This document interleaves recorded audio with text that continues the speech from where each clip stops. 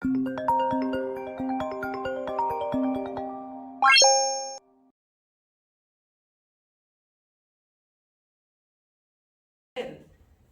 situaciones, yo no voy a decir, pero hay situaciones que de pronto ni siquiera son, que tenemos que, entre paréntesis, que si no es trabajo, es un servicio, que no tanto se haría como por la parte económica, sino que se haría es por prestar un servicio concreto en el día del descanso. Pero los judíos bien que guardan ese día, de cocinar y de hacer todo porque se cree en la palabra. O sea, no estamos hablando aquí y no vamos a hablar pues en la ley, ¿verdad? Pero tampoco en relativizar de tal forma los mandamientos que hemos caído ya, que cada cual vive como quiere la vida cristiana. Bueno. Yo pienso que es importante no olvidarse que es un día para Dios. Pero es que, ¿por qué? Porque es el día que nos hace presente, ¿qué? La eternidad. Porque en ese día descansamos, rezamos con la familia, porque Dios así lo quiere. Este es un descanso que nos hace presente el descanso eterno. Estar bendiciendo y alabando a Dios ese día, es el día del Señor. Entonces, nosotros pasamos la vida guardando y guardando y guardando, trabajando. Y mírate que muchas veces mientras más trabajas y más guardas, menos te rinde. No sé si leíamos también hoy, fue lo que en el desierto, creo que se hablaba del maná, ¿no fue hoy?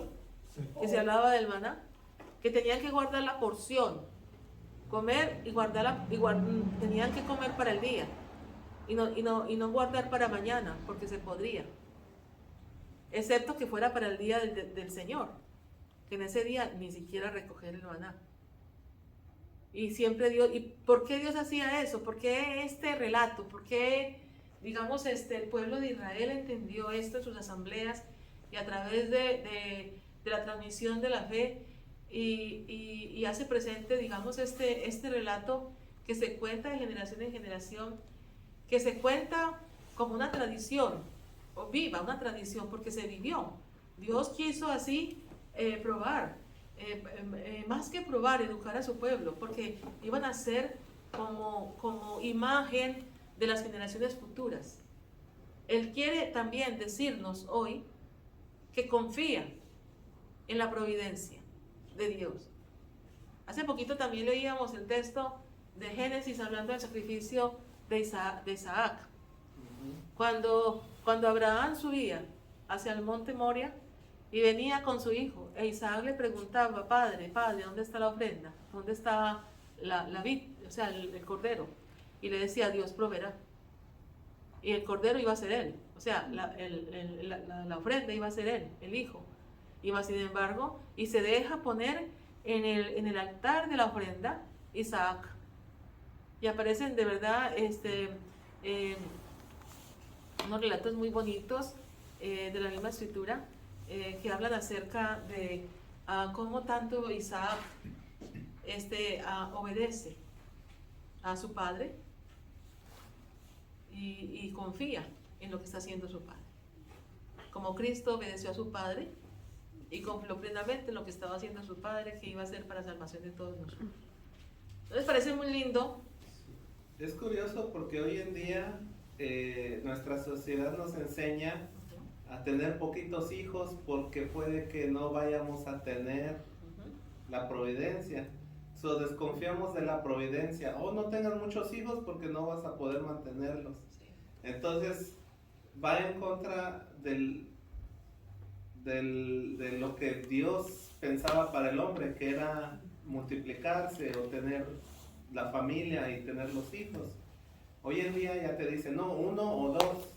Y ahora estamos teniendo en este mundo de que hay países en los cuales la natalidad es tan baja que ya están viendo que a 50 o 100 años van a prácticamente extinguirse porque ya nadie quiere tener hijos, ya nadie se quiere casar. Ya no hay quien trabaje en la tierra. Ya no hay quien trabaje en la tierra. Ajá. Bueno. Esto es, si conociéramos de la escritura de la palabra, entonces nosotros no estaríamos, no cometeríamos tantos errores. Muchas veces trabajamos guardando para la vejez. Ay, ¿y cuánto nos faltará? Y aparte de eso, ¿llegaremos? Vive el hoy, haz lo mejor que puedas, comparte con tu hermano lo que Dios te ha dado, porque Dios siempre, que es fiel, siempre y verdaderamente lo cumple. Él siempre da el 100 por uno. Él siempre da desde hoy, Él recompensa. Cuando tú te partes, como se partió Él por nosotros, te partes, como ese pan. Él lo parte, ¿qué quiere? Porque Él quiere que nos partamos. Y siempre tenemos miedo de partirnos, tenemos miedo, siempre estamos guardando la vida, porque entonces si me parto, me voy a quedar nada. No, en el Señor no. Mientras más nos lo damos, mientras más nos damos, Él nos da la vida. Verdaderamente, yo lo experimento día a día. Esta tarde llegué que ya no podía. Y en un instante el Señor, me recosté un momentito, y ya me levanté un poco para empezar a mirar lo de la clase y todo lo demás. Y ya, aquí estoy y estoy contenta. Porque Dios da la vida y da la vida a través de su palabra. ¿Ustedes están contentos? Sí. Sí. Maestra, fíjese.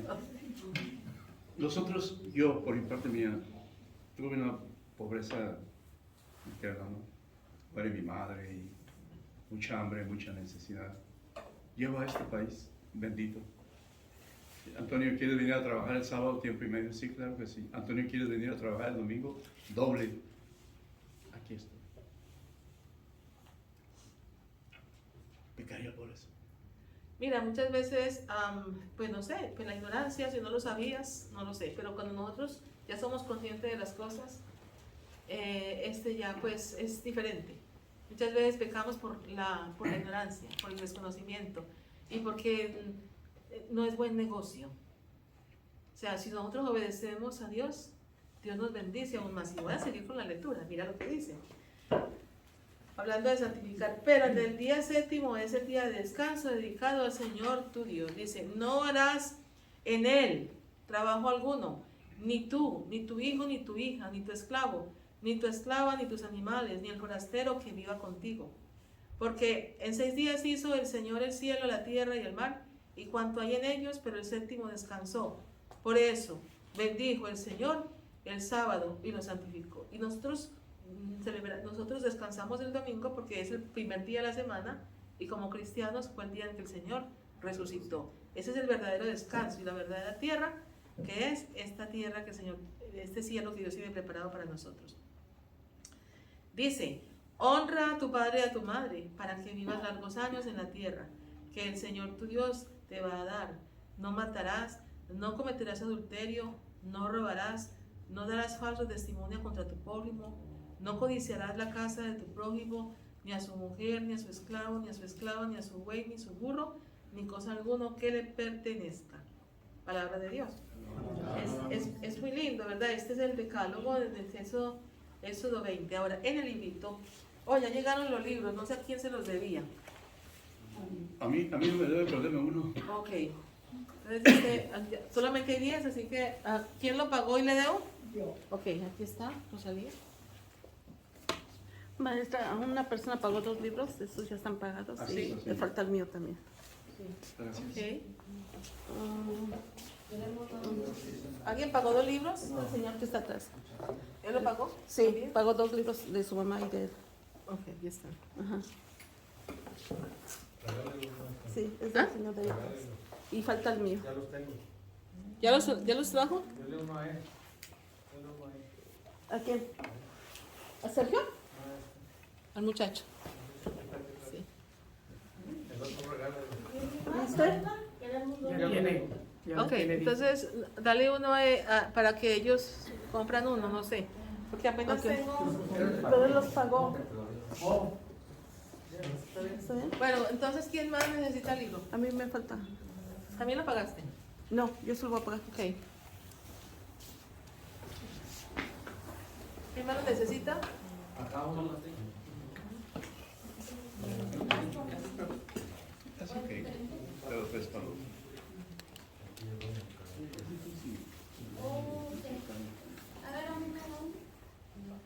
No, es imposible. Nomás el que había pagado era el señor de allá atrás. Al último le digo los saludos que tiene. ¿Quién más? Pero ahorita le pago. Ok. Bueno, entonces vamos bueno, entonces ahorita quiero ubicar algo acá. En la página 50, a ver, la 56 me parece que fue la que vi.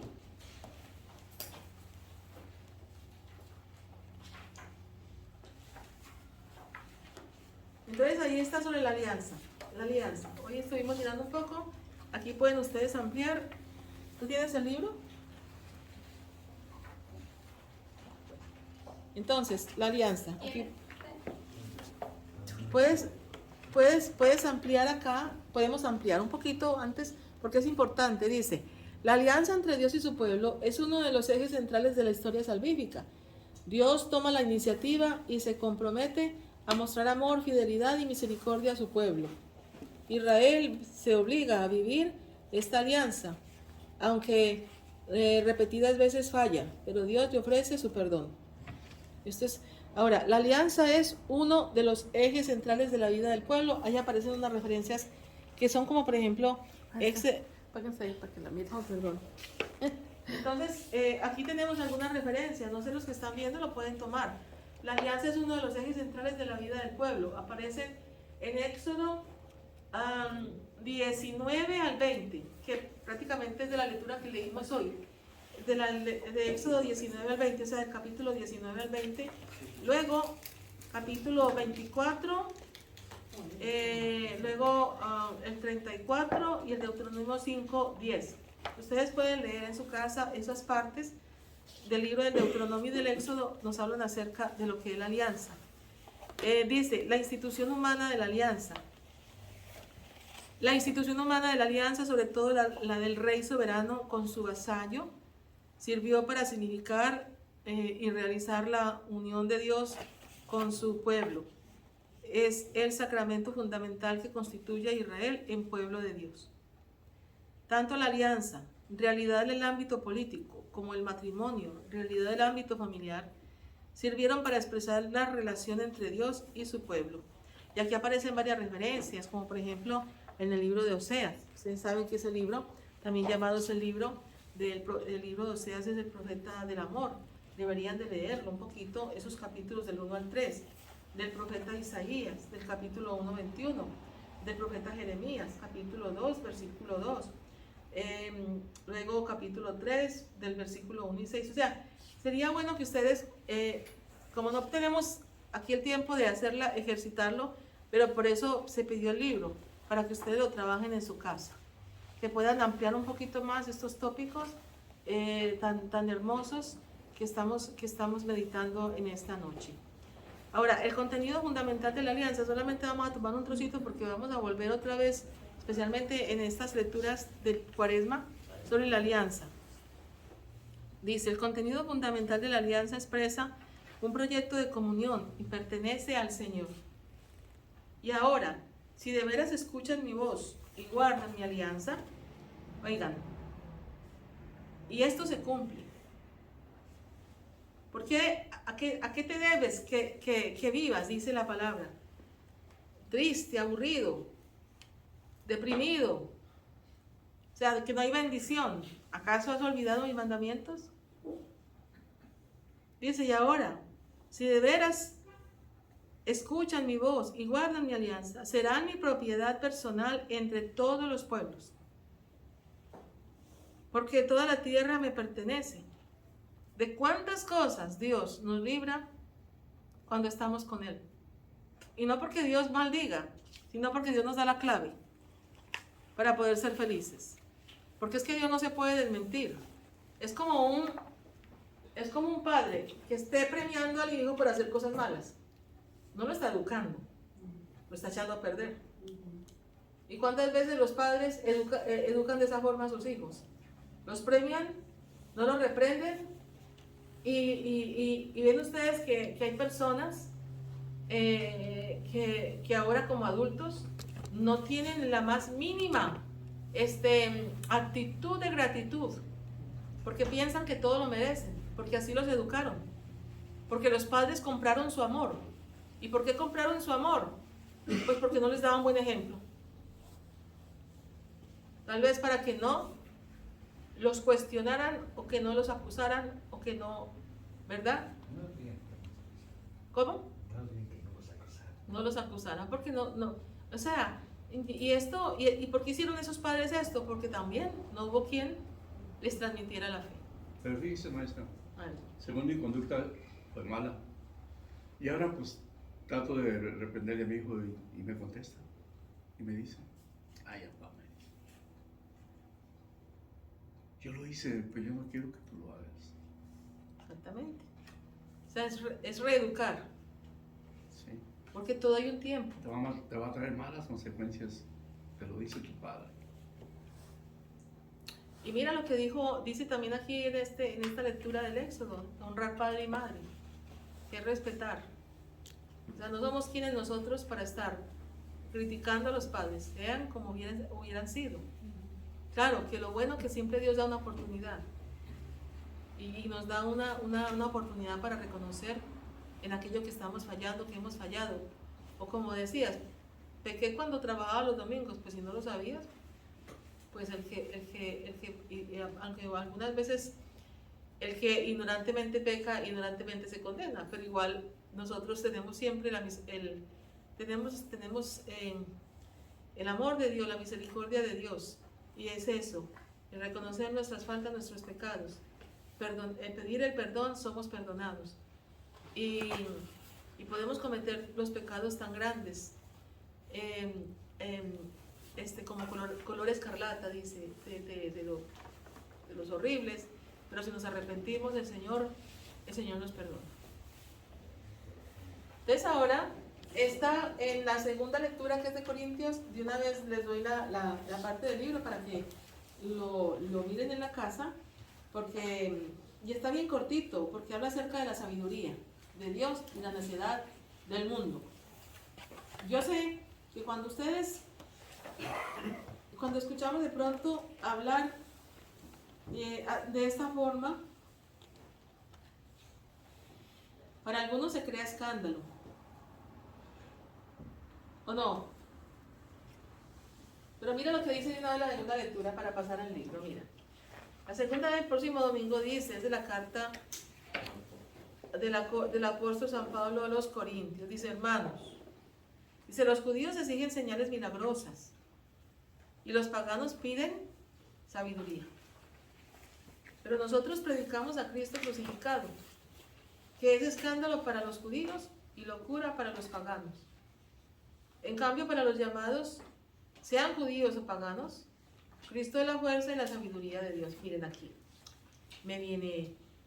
En el Antiguo Testamento nosotros tenemos una imagen que es la serpiente, y esa imagen pues es también imagen del conocimiento. Entonces, podríamos decir, para el mundo el conocimiento, el conocimiento que muchas veces nos aleja de Dios, esa es la sabiduría del mundo, ¿verdad? O sea, los sabios del mundo dicen Dios no existe. Los sabios según el mundo dicen, y aquí se refiere a los sabios según el mundo, donde tratan de explicarlo todo a través de la razón. Hay algunas cosas que para el mundo, y no ahora, al principio, en las primeras comunidades cristianas, a los cristianos los representaban como con orejas de burro, como burros. Porque ¿cómo era posible? Tenía que ser un burro, alguien que no se defendía frente al mal. Es un burro, o sea, es un tonto. El que ama al enemigo es un tonto. El que bendice al que lo está asesinando, al que lo perdona, es un tonto, ¿cierto? Entonces, y sobre todo, Jesucristo en la cruz, ¿cómo es posible? Estos tontos siguen a uno que ha muerto en un instrumento de maldición, porque murió en la cruz, pero es que no entendían esa sabiduría, que era la sabiduría que llevaba al cielo. Y esa sabiduría estaba personificada ¿en quién? En Cristo, que es la sabiduría, la serpiente levantada, que fue levantada en el madero, como fue levantado en el desierto, y todo el que miraba a esa serpiente quedaba sano de la picadura de las pequeñas serpientes, que representaban la murmuración, o sea, que es la muerte. ¿Están conmigo o no? Es algo maravilloso, porque nosotros, ahora más que nunca, en esta generación, todo lo que implique vivir, de pronto eso, santificar las fiestas, respetar el domingo, aún dentro de la iglesia podrás escuchar a alguno que diga, este es un fundamentalista que entiende la Biblia literalmente. Mira cómo se puede muchas veces mal versar o malinterpretar. ¿Sí se entiende? Algunos textos de la Sagrada Escritura. Hay unos que, sea como fuese, es el decálogo. Y el decálogo son unas palabras de vida que Dios da para todas las generaciones. Y que el cumplirlas nos hacen ser felices. El incumplirlas nos hacen ser infelices. ¿Qué vas a decir, Sergio? Sobre maestra la interrupción. Es que es bien curioso sobre lo de santificar las fiestas. Porque acabo de saber que una de las fechas cuando más fieles vienen a la iglesia es el miércoles de ceniza. Y la cosa es de que ni siquiera es una solemnidad y ni siquiera es un día de obligación.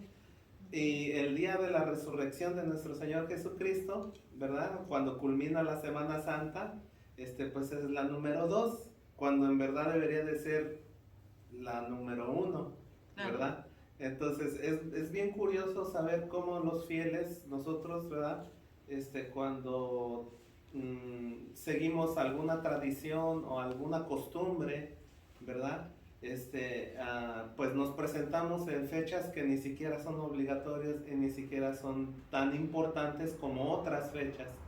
Como por ejemplo también, pues el día de la Virgen de Guadalupe, el 12 de diciembre, ¿verdad? También se celebra en ese mismo mes, pues una gran solemnidad, ya no me acuerdo bien, ¿verdad?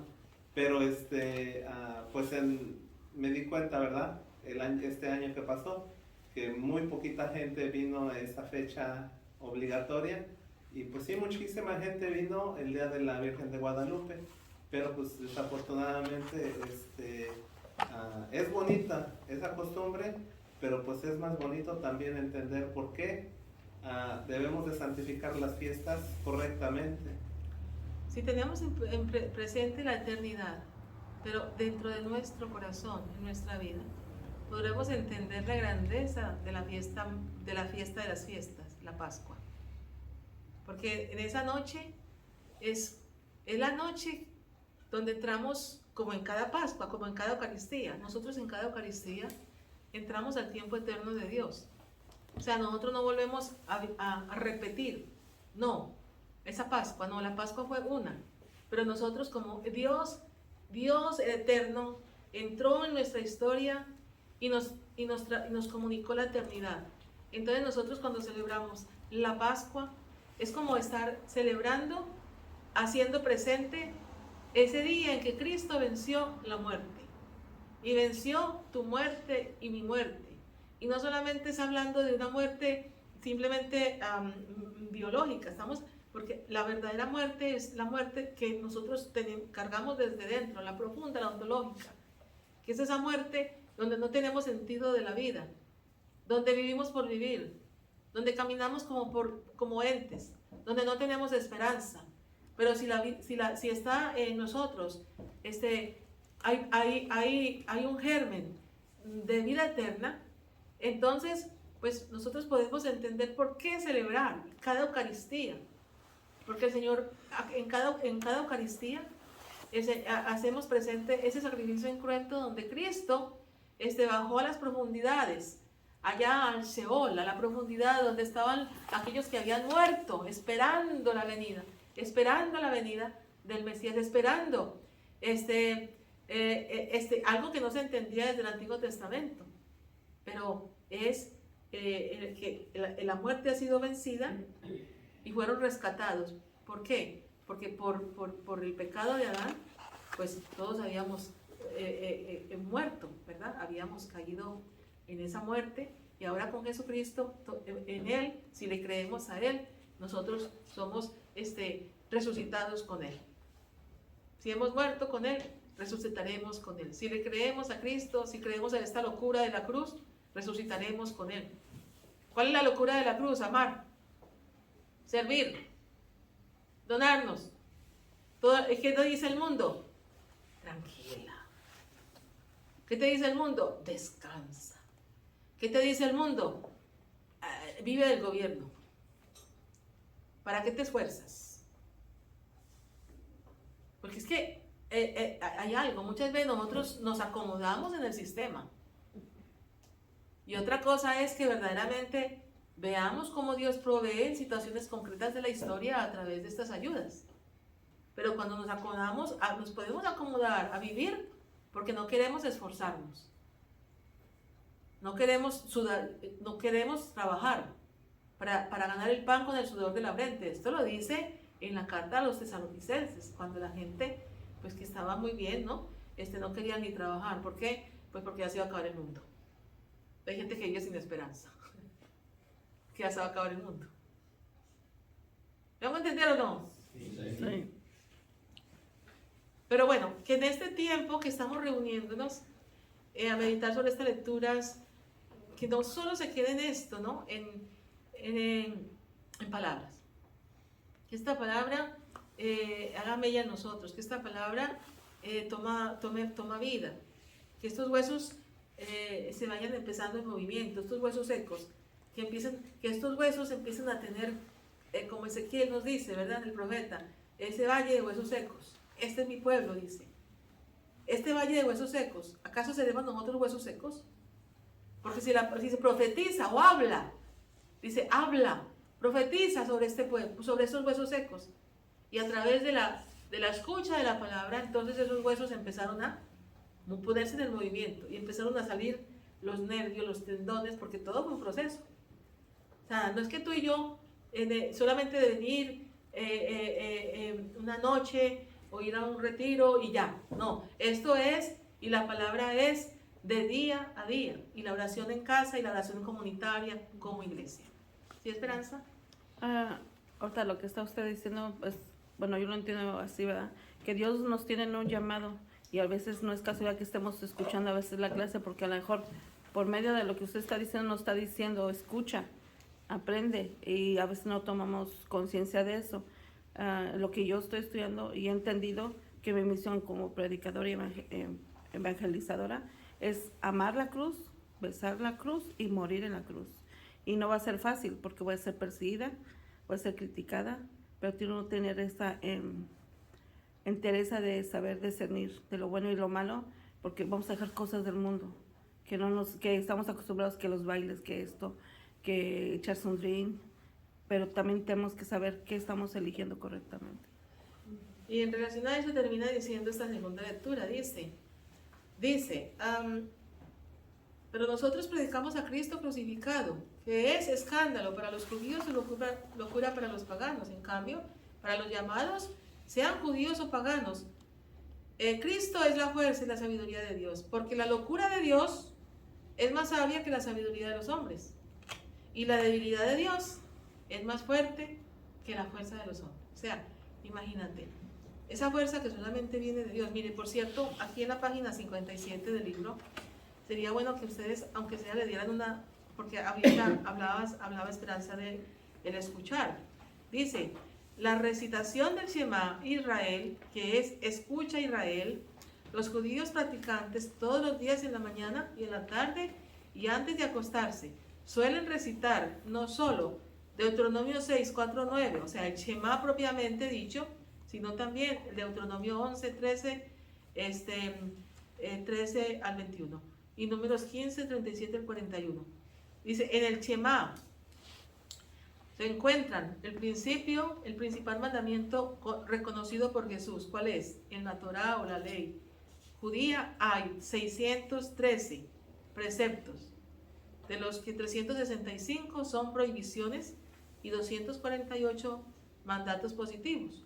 En este contexto de la multitud de los preceptos se puede entender la pregunta hecha al Señor, ¿cuál es el mandamiento principal o primero? Y Jesús nos recuerda, aprueba que el amor de Dios y el amor al prójimo son el primero y el segundo mandamiento igualmente importantes e inseparables, en los que se condena toda la ley y los profetas. Se condensa toda la ley y los profetas, es decir, todo lo que llamamos Antiguo Testamento. Hay algunas referencias bíblicas.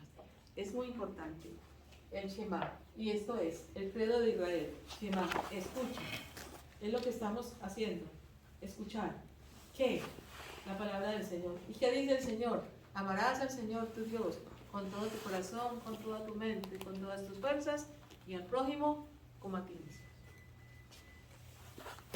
Entonces, ahí quedó entonces 2 páginas que van a ustedes a mirar en el libro, que fue la 56-57, ¿cierto? Y luego aquí, hablando de los Corintios, van a encontrar en la página 132 un trocito de Corintios. Ahí lo van a leer, que dice: 1 Corintios fue escrita por Pablo en los años 55 y 56, y nos presenta a Jesús y este crucificado como la verdadera sabiduría de Dios, que confunde la sabiduría humana que tanto era apreciada en Corinto. Entonces vamos a dejar ahí, porque luego ampliamos un poquito más cuando nos vuelva a tocar otra vez la carta a los Corintios. Deberían de leer un poco más acerca de esa parte del libro. ¿Hay alguna pregunta? Es que no hay tiempo tampoco. Bueno, maestra, ¿Ah? tiene muchos saludos del Facebook. Le mandaron en la semana, entonces Sí. le voy a dar nombres. Permítame tantito. Te le voy a decir quiénes son. Porque me dijeron, por favor, dígale a la maestra. Entonces, Están aquí conmigo apoyando, ¿verdad? Unas se están apoyando, es Gaby Lemos, le mando saludos, que está presente. Mira, el apoyo, mire, yo no entiendo mucho de esto, Esperanza es la que llega y me gusta, ¿verdad? Porque puedo llegar a más personas, porque es la forma de anunciar esta buena noticia. Apoyar, no sé, nos apoyamos nosotros mismos cuando escuchamos estas promesas, estas palabras de vida eterna. Yo igual, pues este ministerio, este servicio, pues que Dios me lo da gratuitamente lo entrego. Ujú. Y es la alegría para mí. Ajá, le voy a ¿Verdad? decir los nombres para que A sepa ver, ¿quiénes son? Sofía Velasco le manda saludos.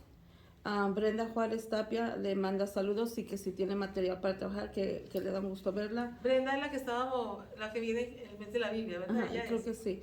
Judy Torres también le mando saludos. Judy Torres. Dice- Judy Torres no es la maestra también de Judy Torres, ¿será? No sé, dice, hace mucho tiempo que no sé de usted y es un gusto verla. Ah. Saludos. Candelaria Angulo, Teresa Velasco, Mario García, María García y Alicia Reyes. Ellos les mandaron saludos. Bueno, pues yo también un abrazo y un beso. Esto del Facebook funciona. Así Está pues que abajo. vamos a contar el cuento. Ya ¿verdad? le dijo muchas gracias por los saludos, Sofía. Y gracias porque estábamos aquí juntos, ¿verdad? No presencialmente, pero bueno, compartiendo la vida en este mismo momento. La vida en Cristo.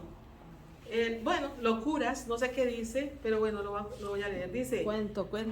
el abad Macario, estando de viaje con sus alumnos, oyó a una joven que le decía a su madre: hay un muchacho muy guapo, bueno y rico, que me quiere, pero yo lo odio. Y hay otro muchacho que es un canalla y me odia, pero yo lo quiero. Macario se sorprendió mucho por tales palabras. Los alumnos le preguntaron: ¿por qué te sorprendiste tanto? Macario les explicó: es que los cristianos cometemos igual barbaridad. Dios es hermoso, bueno y rico, y nosotros no queremos a Dios. Dice, el demonio es nuestro miserable enemigo, y sin embargo, sí queremos al demonio. Mira, ¿y qué dice la palabra? ¿Qué dice el mensaje? Dice, que la palabra dice: yo vengo por cuenta de mi Padre, dice Jesús, y ustedes no me reciben. Viene otro por su propia cuenta, y ustedes a ese sí lo reciben. Juan 5:43, Juan 5:43. 40 y Hechos 3:14. Y esto es verdad. Qué tan fácil nosotros escuchamos la voz del conocimiento que te lleva al polvo, que es la sabiduría de este mundo muchas veces. Porque toda sabiduría que nos aleje de Dios, como en el paraíso, como la serpiente, mira como la maldición, ¿cuál fue para la serpiente? Te arrastrarás. Y es Dios quien da esa maldición sobre la serpiente. Estamos aquí escuchando, ¿verdad?, al buen Dios. ¿O no es así? Maestra, él ya murió. Él me trajo aquí a Estados Unidos, es mi cuñado, esposo de mi hermano. Un día llegué a visitarlo a tomar mi café y me dice, van a venir a darme clases. ¿De qué llegué? De Biblia. ¿Quiénes son? Yo soy los testigos de Jehová. Que vaya, hermano, tu cuñado es católico y está conociendo la palabra y a él no lo quieres escuchar. Adelante. Así es, muchas veces así, y nos entran pues, como ángeles de luz, hablándonos de la palabra, pero alejándonos de la iglesia. Y a esos muchas veces, alejándonos de la Virgen y diciendo cosas contra la madre de Jesús, madre de la iglesia. Bueno. Nos pasó una cosa curiosa el fin de semana. Estaba yo con Olga, estábamos practicando lo de Via Crucis con el señor Vicente. Estaba un señor sentado en la banca y dice que era cristiano y que venía a vernos nuestras costumbres raras que tenemos con el Via Crucis y que para qué lo hacíamos. Y yo le empecé a explicar, ¿no? Y pues le di una conversación muy buena, ¿verdad, Olga? Y él dijo que los católicos somos unos juzgones, unos quién sabe qué. Y le dije, bueno, ese es tu concepto tuyo, porque entonces no te enfocabas si su esposa era católica y que la alejó del catolicismo. Le digo, entonces, ¿en qué concepto estás? Y ya entonces yo le expliqué otra parte, para no hacer largo el cuento. Le dije, pues de todos modos, así tú te hayas cambiado de religión, vas a morir católico porque fuiste bautizado católico. Al fin de cuentas, así tú reniegues de tu catolicismo, fuiste bautizado en el catolicismo y vas a morir en tu catolicismo, porque no puedes negar a Dios. Bueno, hay ramas de la teología, ¿verdad?, que es la apologética. No sé, hay apologistas fundamentalistas, que están de alguna forma pues defendiendo la fe a través de textos bíblicos, es el estilo de los protestantes. Pero al principio, verdaderamente los padres de la iglesia, que eran apologistas, la defensa que hacían de la fe era una defensa muy profunda que realmente ahondaba en la revelación, ahondaba en las verdades fundamentales reveladas a través de toda la historia de la salvación y también en la enseñanza dejada por Cristo y en la transmisión de los apóstoles, o sea, cómo se transmitió, digamos, esa buena noticia. Entonces, yo no sé, algunas veces los métodos de algunos apologistas actuales, pues no es que sean la apologética propia que debería de tener, digamos, por decir, un defensor de la fe cristiano católica. Por eso es importante ahondar. Yo creo que se defiende la fe cuando conocemos la fe. Se defiende la fe, ¿por qué? Porque conocemos los fundamentos. Entonces, frente a esos fundamentos es muy difícil. Yo estudié en un seminario de fondo protestante interdenominacional, muy bonito, pero sinceramente las bases, aunque los estudios eran de tipo más bien académico, ¿verdad?, en una universidad oficial, fue muy difícil, porque estaban las dos cosas, estaban digamos, las herramientas de la ciencia aplicada a los textos antiguos y en este caso también aplicados a la Sagrada Escritura, pero también acompañadas por un proceso de fe. Y fue difícil entonces que venga un pastor o un maestro, que los tuve, a moverme el piso, porque había solidez en cuanto a la parte doctrinal. ¿Sí se entiende? Es hermoso, miren hermanos, conocer que la Biblia, como estamos mirando ahora, se aplican los géneros literarios. Ujú. Y esto no quita para nada, todo lo contrario, afianza y profundiza más en las verdades de fe, para entender mejor el sentido propio por el cual se originó el texto, ¿sí?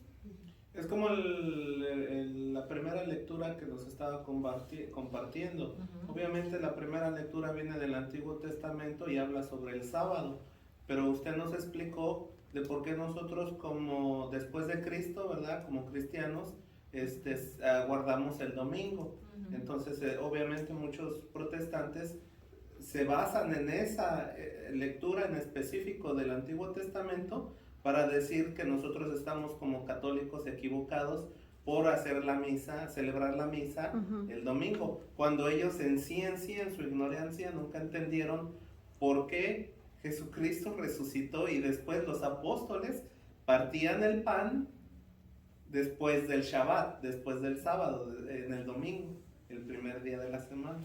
Y fue algo muy somero, ¿verdad? Que dijimos, pero bueno, poco a poco, cada día a través de la profundización de la fe podemos estar más seguros de lo que custodia la iglesia, el depósito de la fe. Frente a la crisis interna también está el volver a las fuentes, y en este caso nosotros tenemos la palabra y el catecismo y el magisterio, ¿verdad que sí? Pero especialmente la palabra, porque tristemente hay un riesgo grande en la iglesia hoy. Sin embargo, quedará un resto. Ujú. Como siempre Dios lo ha dejado a través de toda la historia. Hoy, en este tiempo, el Señor en su iglesia, porque es que los poderes del infierno no prevalecerán sobre ella, quedará otra vez un resto, también lo anunció Benedicto XVI, una de las profecías que él hizo, que la iglesia volvería como a las pequeñas comunidades, por las crisis que se avecinan, se están dando y se avecinan. Y ya se está bueno, mirando. pero entonces el Señor es fiel, y aquí nos tiene, y por eso nos estamos formando, por eso conocer más la palabra, por eso conocer la palabra, ayudados por todos estos elementos y herramientas que nos ha proveído el Espíritu Santo a partir de la misma Iglesia de Vaticano II. Y antes, en cada generación, Dios ha actuado de formas diferentes, en cada generación, en cada tiempo. Ahora es este tiempo que nos toca a nosotros defender, y más que defender, pues nuestra salvación, ¿verdad? Y mirar a ver a aquellos que Dios nos ha encargado, cómo nos vamos dirigiendo y llevando de una forma más segura, pues al camino del Señor. Y nosotros somos los que vamos a levantar la iglesia si estamos preparados correctamente con la palabra, porque a veces pues podemos tener una Biblia en casa, pero la tienen de adorno, o muchos que hacen la primera comunión les regalan una Biblia hermosa, pero ¿qué pasa? La abandonan y crecen y se olvidan de que esa Biblia existe. Entonces, si no ponemos un fundamento correcto con los niños desde su primera comunión, cuando son adultos les dan una Biblia cuando se casan y se olvidan de la Biblia, se olvidan de la palabra de Dios. Acompañado con el ejemplo. Uh-huh. Acompañado con el ejemplo. ¿Cómo tú le enseñas al niño? Especialmente con el ejemplo. La fe, los mandamientos con el ejemplo. Y no tener miedo, maestro. No robarás. Y llega el niño con algo y le dice, guárdalo. Pero no le robes a tu tía, a otros sí. Y así Maestra, tuve un sueño. Antonio, a ver, rapidito porque quiero hacer algo. Soñé Y que el el canto, mundo se el canto. acababa. Ajá. Y que era horrible, todo estaba destruido. Nomás yo estaba caminando ahí, iba llorando, miraba los cuerpos, miraba todo destrozado, todo derrumbado, y desperté. Pero desperté con un miedo que dije, hijo de la patada, dije, qué feo va a ser. No estamos lejos. Esos son reflejos de tantos todas que hay. Mira, vivir el día y la hora no solamente lo sabe Dios, pero eso sí, que cada día el Señor, cada día vivamos como que si fuera el último. Y estar Porque preparados. el fin del mundo, y en ese sentido, pues podemos mirar el catecismo, lo que dice sobre el fin del mundo, es el fin del mundo solamente, pero el fin del mundo puede ser el día mismo que termina tu vida. Cada quien derrame, ese es el fin del mundo. ¿Quién sabe? Ahora, quien habita el amparo del Altísimo, diga al Señor, me viene ese salmo ahora. Tú eres mi refugio y mi ciudadela, en 10 confío. Porque Él te librará, bueno, Él nos librará de tantos peligros que ahora nos están circundando. Porque yo sí creo también, porque Dios es fiel. ¿Y qué dice Santo Tomás de Aquino en su oración? Salir de la oscuridad. Si no estamos preparados, ¿cómo vamos a morir si no estamos preparados? Exactamente. Entonces ahorita quisiera ver si de pronto podemos leer dos lecturas rápido. A ver, alicen su Biblia rápido porque yo les dije que aunque sea, vamos a mirar lo que es un anacronismo. Un poquito. Estamos hablando acerca de los argumentos contra la teoría tradicional. ¿Cuál teoría tradicional? Que si Moisés escribió el Pentateuco. Sí, entonces habíamos hablado de algunas, digamos, de algunos argumentos contra esta teoría, o sea, que no fue Moisés quien escribió el Pentateuco. El Pentateuco, recuerden que hablamos de varias tradiciones que se formaron en diferentes tiempos. Y aquí, por ejemplo, que por qué los estudiosos pueden de pronto llegar a esa conclusión, que igualmente sigue siendo una teoría, por este tipo, digamos, con este tipo, por ejemplo, de textos, de tradiciones, como por ejemplo textos que son como cortes y tropiezos en la narración. Esto ya lo miramos, cortes y tropiezos, lo habíamos mirado como en el libro del Génesis. Mira como el versículo 4, el capítulo 2 del Génesis, versículo 4a, parece que corta y empieza una nueva tradición en el capítulo 2, versículo 4b. Interesante, ustedes, esos cortes y tropiezos. De pronto tradiciones duplicadas y triplicadas. Por ejemplo, 2 relatos de la vocación de Moisés. Entonces, aparecen 2 relatos de la vocación de Moisés. En cada uno de estos relatos lo podemos leer, mirar, que de pronto aparecen algunas variantes y posiblemente fueron de tiempos diferentes. Entonces, ¿están conmigo? Fueron de tiempos diferentes. Luego, sobre la ley de los esclavos, también. Ahora, tradiciones distintas e incluso opuestas, también estuvimos mirando la semana pasada. Hablábamos un poquito sobre... en Génesis 1 Dios crea al hombre y a la mujer y al mismo tiempo como culmen de la creación, y luego en 2 crea al hombre antes de los animales y por último a la mujer. Aquí 2 relatos de creación y aparecen un poquito tradiciones distintas, como que lo cuentan de una forma diferente. Ahora vámonos rápido, y hay muchos más. Luego las copias, cuando les dé las copias, que Yolanda no sé por qué no me las ha hecho, para que ustedes puedan seguir haciendo. Nos dan material y nosotros le traemos las copias el próximo martes. Yo es que yo la mandé y todo, se la voy a mandar a usted porque yo se la mandé a ella desde... Mándenmelas mejor a mí y yo Perfecto. hago copias. Ahora vamos rápido con el anacronismo. Vamos a mirar, anacronismo, que es un relato ubicado fuera del tiempo, fuera del tiempo, ¿no? Entonces Génesis 12:6, alguien que lo busque y otro busca Génesis 13:7. A ver qué dice. Génesis 12:6 y Génesis 13:7. Y si están mirando en Facebook, saquen sus Biblias. Me la maestra va a dar un poquito de la... Génesis 12:6 y 13:7. Para los que preguntaban material, pueden usar sus Biblias en casa. Yo tengo 13:7. Yo tengo 12:6. ¿Qué dice? Ok, entraron en Canaán y Abraham atravesó el país hasta llegar al lugar sagrado de Siquem, el árbol de Moré. En aquel tiempo los cananeos ocupaban el país. Sí, ocupaban el país. O sea, es un anacronismo, porque en el tiempo de Abraham todavía no se había ocupado el país. ¿Se entiende?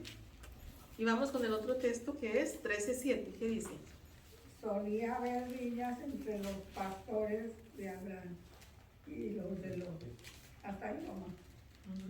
Entonces, son relatos que se ubican fuera del tiempo, porque igual a la Sagrada Escritura no le importa mucho hablar de un hecho histórico concreto, sino que usa la historia para ponerlo al servicio del plan de salvación. Por ejemplo, el comentario dice así: en aquel tiempo habitaban allí los cananeos, se dice. El autor supone que quienes habitan ahora la tierra son los israelitas. La afirmación carece de sentido en tiempos de Moisés. porque todavía en ese tiempo no lo ocupaba. Por eso Moisés no pudo haber escrito el Pentateuco. Es uno de los argumentos, ¿verdad? ¿Les interesa o no? Sí. Y no trae ni la Biblia, así que... A ver, digamos que en Génesis 21:34, y otro que guste, Génesis 26, 14, 15 y 18. A ver, uno, 21:34 y otro 26, versículos 21 y 15 y 18.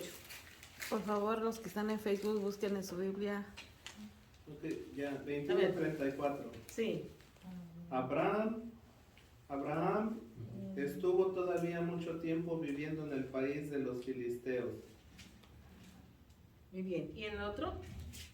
26, 14, 15 y 18.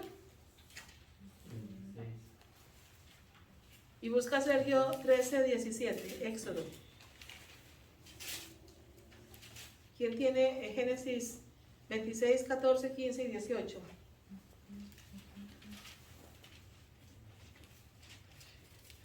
Tenía rebaños de ovejas, rebaños de vacas y numerosos criados, por lo que los filisteos empezaron a mirarlo con envidia. 26, es el capítulo 26. El versículo 15, Sí, versículo 15. 14, 15 y 18. Ya lo tiene aquí el hermano, usted lo tiene. Yo ya acaba de leerlo. Entonces el versículo 15 Sí, es ese. y el 18, ¿qué dice? El 18 dice, Isaac volvió a abrir los pozos que habían sido cavados en tiempos de su padre Abraham. Ujú. ¿Y qué dice Éxodo 13, 17? Sí, dice, cuando Faraón despidió al pueblo, Dios no lo llevó por el camino del país de los filisteos, que era más corto, pues Dios pensaba, si hay que combatir, tal vez el pueblo se asuste y vuelva a Egipto. Entonces dice, se menciona a los filisteos y dice que se ocuparon del territorio después de la muerte de Moisés. Después de la muerte, o sea que Moisés no pudo haber escrito esos textos, porque está hablando de los filisteos y estos aparecen después de la muerte de Moisés. Un poquito, son tradiciones. Aquí hay muchas más, pero luego ustedes pueden ampliar un poco más, ¿verdad? ¿Están conmigo o no? Sí. Interesante. Sí. ¿Y esto qué tiene que ver? ¿Les interesa o no? Sí. Sí, de verdad que sí. ¿Saben por qué? Es importante, porque son tradiciones que nos ayudan, o sea, a entender por qué los estudiosos dicen que Moisés no es el que escribió, el autor del libro del Pentateuco. Es uno de los argumentos, ¿sí? Yo no entendí eso del Chrome, por ahora que estoy estudiando entendí que son diferentes tiempos en diferentes escrituras. A veces, o sea, muchos dicen, es que ¿quién escribió la Biblia? Entonces Moisés, entonces hay varios turismos. Entonces ahorita ya entendí más, y con razón dicen los tiempos de Chrome. Porque hay algunos libros también que se escriben como, se escriben, pero decíamos fuera del tiempo, porque ellos ya el pueblo ha vivido todos los acontecimientos, ¿sí? Pero lo sitúan como en el pasado, ¿sí? O también en el futuro, como el libro de Daniel. Pero bueno, hasta ahí. Que me está mordiendo los ojos, así que vamos a... No, sígale. Todo es bueno. Todo es bueno. Ya termino con el Evangelio porque faltan 7 minutos. Ok, también le mando saludos a Eric Rendón de Colombia. Pues gracias por los saludos. Y gracias por estar aquí compartiendo con nosotros en esta noche. Bueno, y si tienen también preguntas Ya o les algo puse. para que la próxima clase Esperanza, y también a ver Esperanza, si hay una forma de que también ellos tengan, aunque sea las copias del material, para que se sitúen. Les voy a pedir si usted puede anunciar que por Messenger le manden a usted su número, yo lo hago un grupo en WhatsApp y ahí usted puede poner las... Les pueden mandarle Esperanza porque ya la técnica de todo esto, yo Que mande el material. yo le paso a ella. Todo lo que se va. Mira, es la magia del Facebook. Estoy feliz porque la gente se está uniendo, están mandando más mensajes a la maestra. Esto del Facebook funciona porque estamos dando a conocer el Evangelio de Jesucristo. Exactamente. Y este es el propósito de esto. Entonces, para mí es un gusto que las personas no lo pongan en público, Señor. Mándenlo en Messenger, por favor, que estoy mirando. Porque no están poniendo en público. Pero me da gusto y me da alegría porque yo sé que a veces estoy cansada, a veces no me siento bien, pero el esfuerzo que estoy haciendo es no para mí, sino para Dios y para que las personas entiendan lo que es la palabra de Jesucristo viva, que a veces tenemos momentos muy difíciles, pero que Dios nos da una palabra de consuelo. Y verdaderamente aún, mira que y es la palabra, ahí están, no nos vemos, pero Cristo sí, Cristo está actuando en cada uno de nosotros. Y son medios por el cual, pues, aunque Dios se vale de cosas que aparentemente parecen malas, pero siempre todo lo que rodea al ser humano lo podemos usar para cosas buenas o para cosas malas. Y esto es para cosas muy buenas. Y terminamos con el Evangelio, 7 minutos, del Evangelio de San Juan. Y habla, también ahorita les doy la partecita del libro donde pueden ampliar un poquito más sobre lo que es el templo. Dice, lectura del Santo Evangelio según San Juan, de capítulo 2, versículo del 13 al 25. Cuando se acercaba la Pascua de los judíos, Jesús llegó a Jerusalén y encontró en el templo a los vendedores de bueyes, ovejas y palomas y a los cambistas con sus mesas. Entonces hizo un látigo de cordeles y los echó del templo, con todo y sus ovejas y bueyes. A los cambistas les volcó las mesas y les tiró al suelo las monedas. Y a los que vendían palomas les dijo, quiten todo de aquí y no conviertan en un mercado la casa de mi Padre.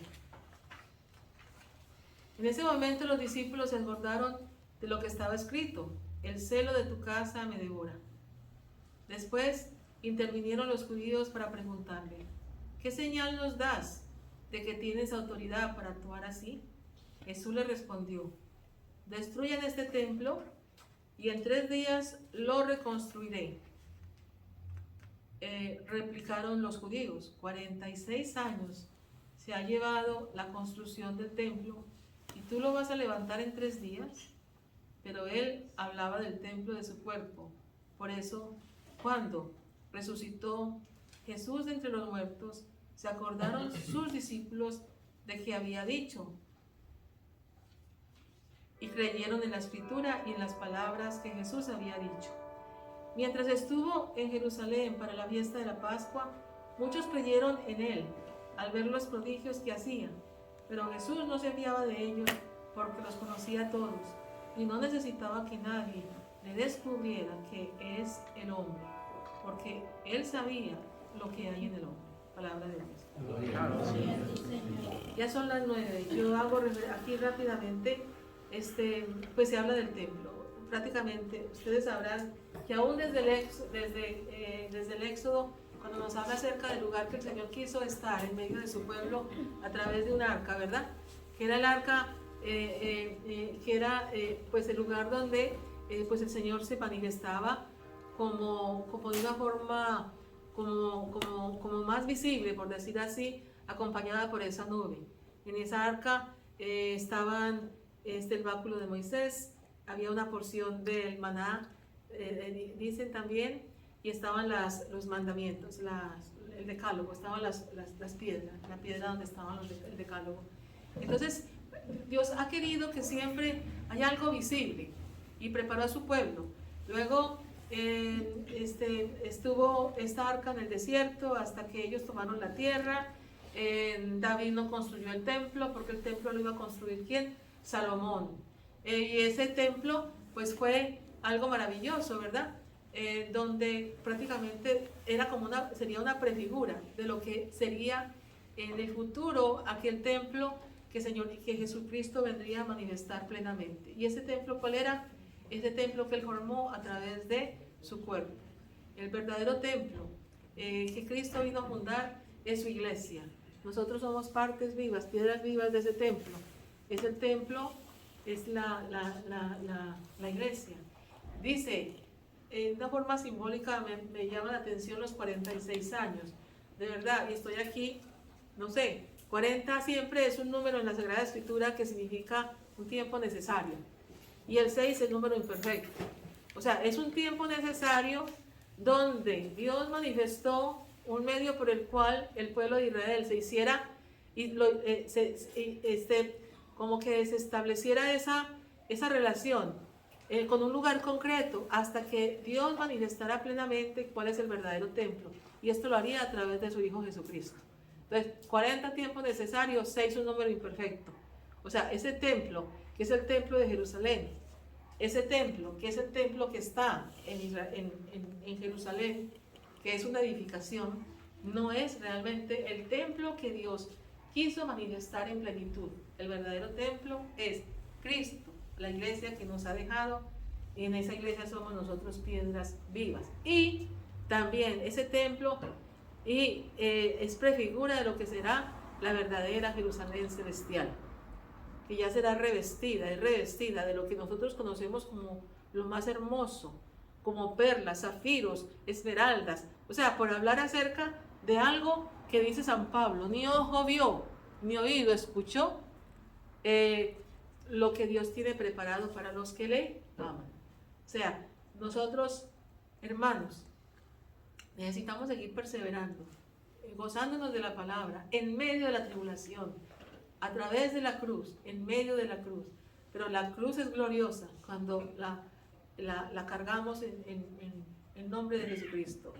El riesgo, es la aventura, es el entregar, es el entregar sabiendo que Dios no nos defraudará, que Dios no nos falla, que si tú entregas como Abraham entregó a su hijo, mira, Abraham entregó a su hijo y Dios no lo abandonó, todo lo contrario. Por haber hecho esto, le dice, serás padre de una multitud, y es llamado también el Padre de la fe. Y Dios lo bendijo abundantemente, lo que Dios quiere hacer con nosotros.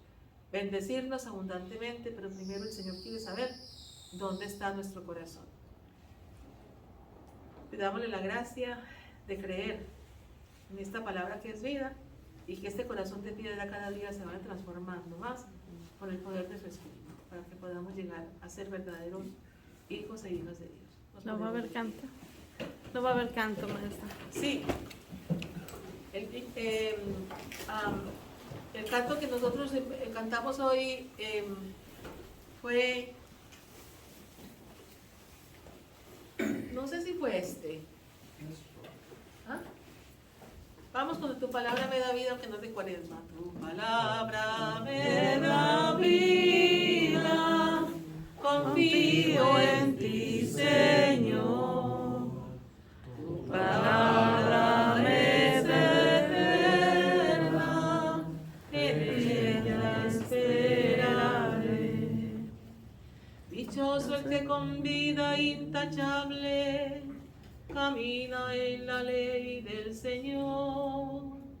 Dichoso el que guardando sus preceptos le busca de todo corazón. Tu palabra me da vida, confío en ti, Señor. Tu palabra es eterna, en ella esperaré.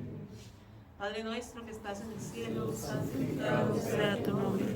Venga a nosotros tu reino. Hágase tu voluntad en la tierra como en el cielo. Danos hoy nuestro pan de cada día. Perdona nuestras ofensas. También nosotros perdonamos a los que nos ofenden. No nos dejes caer en la tentación y líbranos del mal. Dios te salve María, llena eres de gracia, el Señor es contigo. Bendita eres entre todas las mujeres y bendito es el fruto del vientre de Jesús. Santa María, Madre de Dios, ruega por nosotros pecadores, ahora y en la hora de nuestra muerte. Amén. Gloria al Padre, al Hijo y al Espíritu Santo. Ahora al principio y siempre por los siglos. Que el Señor nos bendiga, nos guarde, nos muestre su rostro y tenga misericordia de nosotros. Vuelva el Señor su rostro sobre nosotros, sus hijas y sus siervos, y nos conceda su paz, su felicidad y su sabiduría. El Señor nos dé su santa bendición en el nombre del Padre, del Hijo y del Espíritu Santo. Buenas noches, Dios los bendiga y los esperamos pues la próxima semana y gracias por acompañarnos.